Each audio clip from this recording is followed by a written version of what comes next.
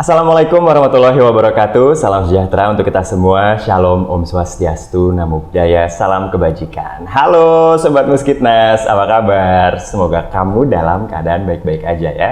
Selamat datang lagi di Ngopi di Museum alias Ngobrol Pintar di Museum. Kali ini bersama saya, Farid Mardianto. Nah, di Museum Kebangkitan Nasional saat ini tuh sedang ada pameran temporer loh tentang seorang tokoh pergerakan yaitu Dr. Wahidin Sudirohusodo. Tentunya kenal lah ya nama Dr. Wahidin ya. Nah, salah satu program beliau ini adalah berkeliling Pulau Jawa untuk mengkampanyekan satu studi funds atau kalau sekarang mungkin lebih dikenal dengan nama dana beasiswa ya untuk anak-anak yang kurang mampu gitu. Nah, ternyata semangat Dr. Wahidin ini untuk bisa memberikan dana beasiswa untuk sekolah anak-anak yang dalam tanda kutip underprivileged gitu ya untuk bisa kemudian mendapatkan pendidikan ini terus ada bergelora sampai sekarang dan salah satunya dilakukan oleh Red Nose Foundation seperti yang tadi kita udah lihat di awal. Keren banget ya, boleh kita kasih tepuk tangan dulu dong buat teman-teman Red Nose Foundation ya.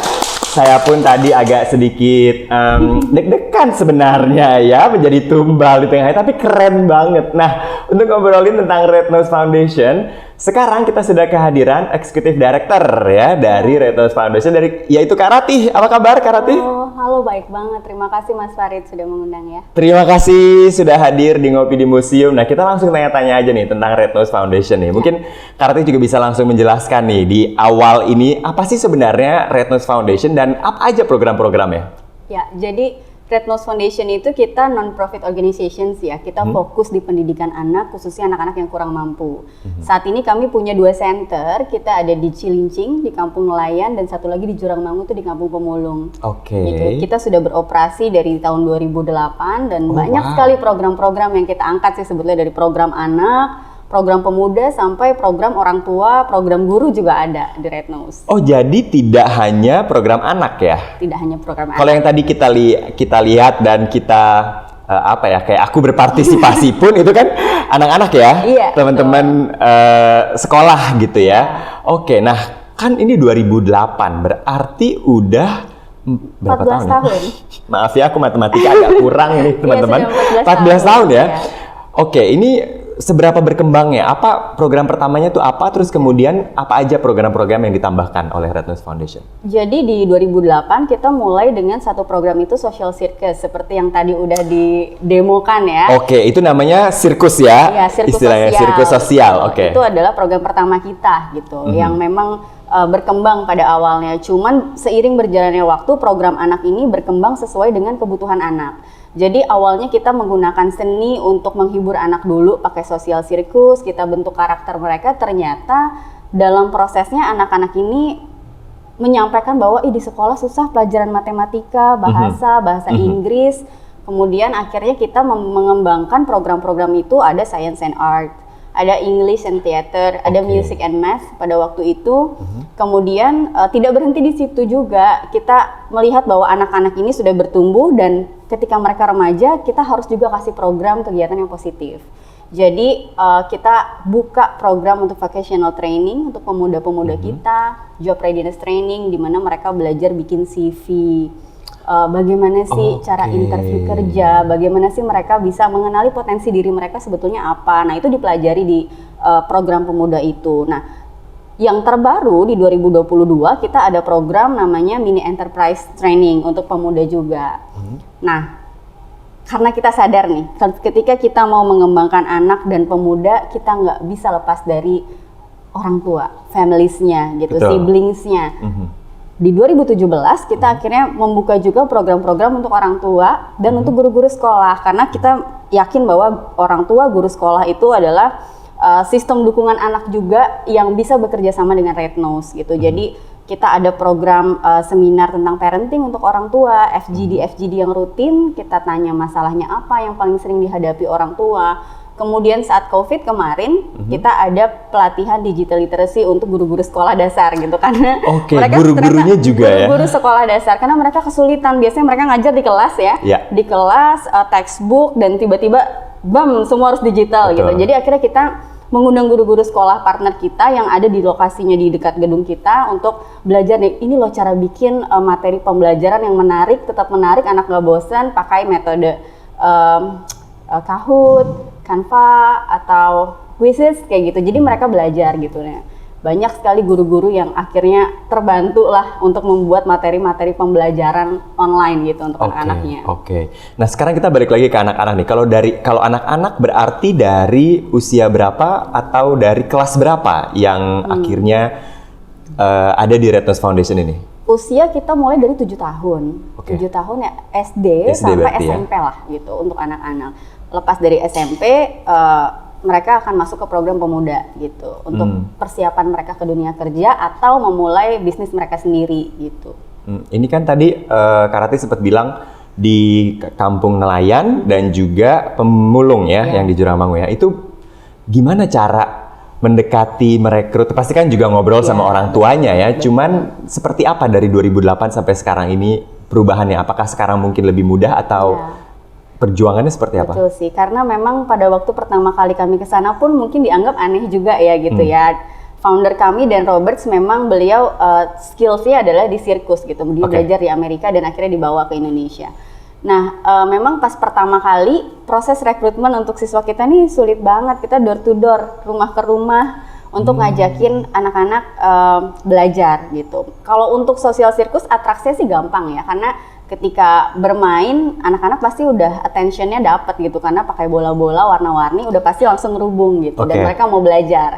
Yang lebih sulit adalah ketika rekrutmen kita mau ngajarin literasi numerasi itu sampai kita visit warnet to warnet untuk ngajakin ayo belajar aja di Red Nose gitu kan pelan-pelan belajar. Nah makanya Red Nose itu dari dulu selalu kita pakai metode itu yang fun, harus fun itu syaratnya. Jadi mau belajar sains misalkan kita belajar tentang gunung meletus. Kita gunakan pakai eksperimen, pakai lilin malam, pakai cuka gitu, dan mereka tahu prosesnya oh seperti ini. Jadi nggak ngebayangin doang gitu ya, beneran ngeliat gitu ya. Bener. Jadi di sekolah kan mereka textbook ya. Gunung meletus adalah ini, ada di mana-mana. Nah kalau di kita buat itu lebih visualnya lebih dapat. Kemudian belajar tata surya misalkan, kita pakai hands-on activity. Jadi memang harus lebih kreatif karena dari situ anak-anak akhirnya Red Nose ini beda ya dari pelajaran di sekolah meskipun materinya memang kita sesuaikan dengan kurikulum sekolah tapi lebih fun akhirnya dari mulut ke mulut anak-anak ngajakin udah di Red Nose aja lebih ngerti belajarnya jadi ya kita cukup mendukung pendidikan anak di sekolah formal juga gitu. Jadi bisa dibilang mengkomplement ya melengkapi ya dari karena si anak-anak ini juga tetap sekolah formal biasa kan ya, yang pagi terus kemudian di Red Nose-nya setelah sekolah. Nah sekarang kita balik lagi ngomongin tentang yang sirkus nih, tadi yang sempat kita tonton di awal. Itu kan kalau kita nontonnya sih kayaknya wah gitu ya, kayak wah gampang itu bola segala macam. Tapi kan sebenarnya sulit ya. Iya betul banget. Karena bisa sedikit banget. Apalagi kita yang udah dewasa nih ya. Tapi kenapa sih yang diambil itu skillnya itu kemudian mengajarkan skill untuk sirkus gitu yang perlu keseimbangan, konsentrasi. Apa yang bisa didapat untuk anak manfaatnya? Sebetulnya lebih dalam dari atraksi atau trik sirkus itu yang dipelajari itu life skill sih. Jadi belajar sirkus kayak tadi yang ditonton gitu ya, itu tuh nggak bisa cuman 1 bulan bisa, 1 tahun bahkan belum tentu bisa. Jadi siswa-siswa kita tuh belajar 3 sampai 4 tahun sampai mereka bisa betul-betul kayak udah satu nyawa gitu dengan bola, dengan klub, dengan ring gitu. Jadi life skills yang mau dipelajari adalah kegigihan dan itu tanpa sadar mereka akan bawa ke kehidupan mereka sebetulnya bahwa ketika mereka gagal, mereka nggak boleh putus asa, mereka harus terus mencoba. Ya metodenya lewat social circus ini gitu, tanpa sadar mereka ayo coba lagi di sirkus kan kayak gitu dilatih, gagal coba lagi gitu. Jadi lebih ke life skills. Terus yang kedua confidence juga. Mereka lebih percaya diri gitu, percaya diri karena kan kita kan nggak hanya belajar di gedung tapi kita ajak mereka tampil seperti saat ini ya, syuting gitu ya kan, depan kamera mereka harus belajar untuk percaya diri juga gitu. Nah kalau misalnya anak-anak itu tadi kan kita melihat banyak banget tuh jenis atraksinya ya, ada yang bola, ada yang klub itu yang kayak pion itu ya, terus udah gitu ada yang ring gitu ya. kalau misalnya boleh dibocorin sedikit nih ya, yang paling gampang tuh apa sih sebenarnya? Kalau yang pertama kali belajarnya tuh apa? Kalau dari 3 itu ya, bola. Bola, Ya, oke. karena dia kecil ya, cukup mudah digenggam. Kalau yang lain itu prediksi untuk nangkapnya itu agak sulit.